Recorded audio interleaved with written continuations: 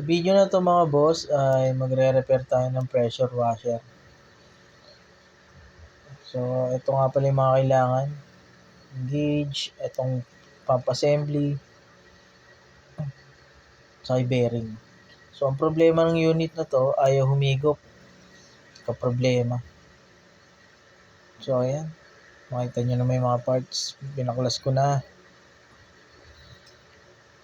Ayan, tinanggal ko na yung mga tornilyo sa taas. Pinas forward ko na ng mabilis, ganun din naman yun. 4 na tornilyo yung nasa may taas niyan, sa may pump assembly. So, ayan, tinanggal ko na. Pinutol ko na yung mga wiring dyan para maikabit na natin. So, ayan, nilagay ko yung bearing. Unahin natin yan. Punasan muna natin para malinis ang ating paggagawaan. After nyan, syempre, lalagyan natin ng langis. Bagong langis para maganda ang takbo ng makina. So, after nating makabit ng langis, kabit na natin tong pump assembly. So, ayan. Kabit ko lang yung 4 na tornilyo dyan. So, diniin ko lang para lumapat kasi may spring yung yung piston niyan eh. After na, ayan. So, ayan. Kinabit ko na yung tornilyo. 4 yan na tornilyo. Pa-X nga pala yung ginawa ko dyan. So, higpitan ko ng mabuti para hindi magkaroon ng leak.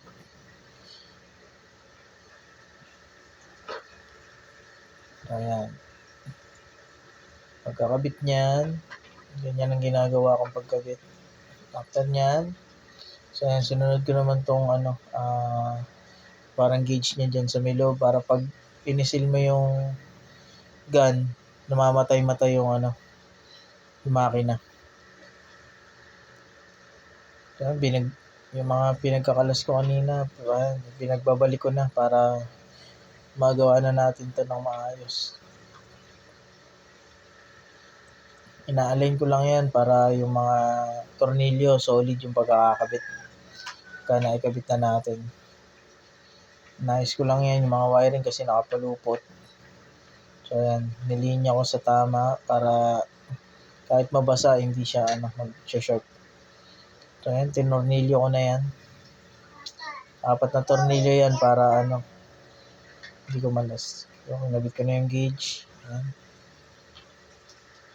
So ayan, kinabit ko na rin yung kabitan ng hose. Testingin na natin mga boss. Okay, so yun yung ginawa natin. Okay, testing.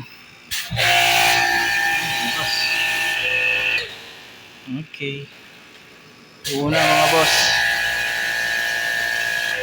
Thank you po.